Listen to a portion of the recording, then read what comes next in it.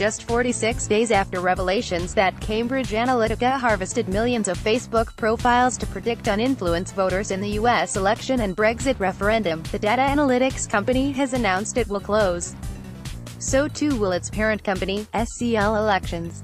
Some may see this as a victory in the fight against covert or unacceptable means of data collection. There is little to celebrate. The closure follows a massive backlash against the company's data collection activities. Announcing that it would commence insolvency proceedings, Cambridge Analytica said, despite Cambridge Analytica's unwavering confidence that its employees have acted ethically and lawfully, the siege of media coverage has driven away virtually all of the company's customers and suppliers. If anything, the furore surrounding Cambridge Analytica has only served to strengthen the distinction between the idea of covert data collection versus data collection that is seen as legitimate and acceptable.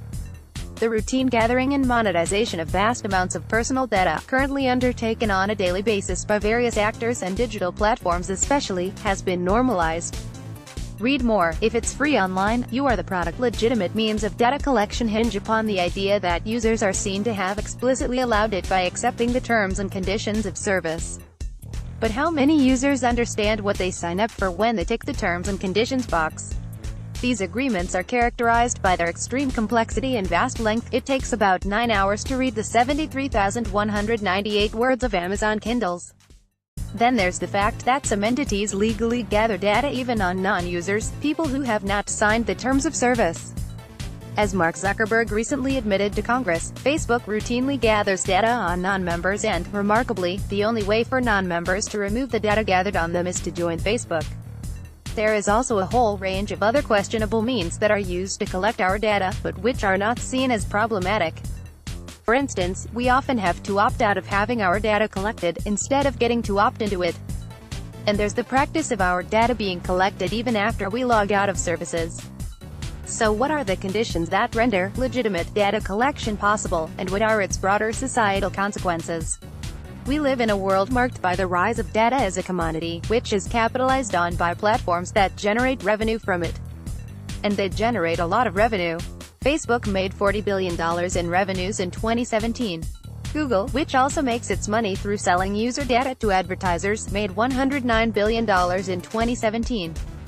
Statista, CC by ND. The outcry against Cambridge Analytica has not attempted to sanction, nor even to question, the existence of digital platforms and other actors which depend on the ever more extensive acquisition and monetization of personal data. If anything, the Cambridge Analytica story has unintentionally contributed to the further normalization of surveillance and the lack of privacy that comes with being an internet user nowadays. Even the web pages of the sites that broke the story, The Observer and New York Times, allow dozens of third-party sites to obtain data from the browser of the user accessing the articles. It was 75 and 61 sites, respectively, the last time I checked using Firefox's Lightbeam extension. Platform capital is the problem. Many commentators have pointed to this new era of surveillance capitalism as the problem. But these arguments imply that capitalism without surveillance is not only possible, but that it existed before the advent of new technology. Yet surveillance has been absolutely fundamental to the functioning of capitalism from the start. Producers have always needed to gather some information about the nature of their markets, their suppliers of inputs, and about the economy in general. Surveillance has also been central to the wage-labor relationship. Employees are closely supervised and monitored to ensure the time they work matches up to the time for which they are paid. Surveillance plays a much bigger role today. But the real issue now is the rise of platform capital, its growing importance in some sectors, outright dominance in others, particularly in social media and internet search, and the fact that this requires constant collection of personal data.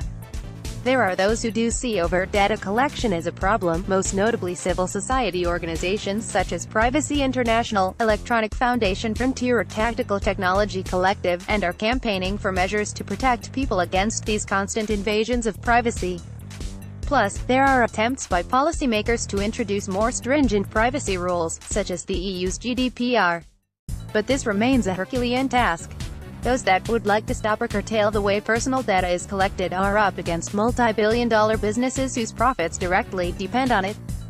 Hence, when Zuckerberg was asked about extending the GDPR's privacy rules outside of Europe, he gave the vague response that Facebook is still nailing down details on this, but it should directionally be, in spirit, the whole thing. The growing share of platform capital in various economies means that erecting any major obstacles to its operation will be bad for their income and for the economies concerned. Recent evidence suggests that the EU data privacy regime is already having a notable negative economic impact. So we run the risk that digital platforms are becoming too big to fail in the eyes of regulators.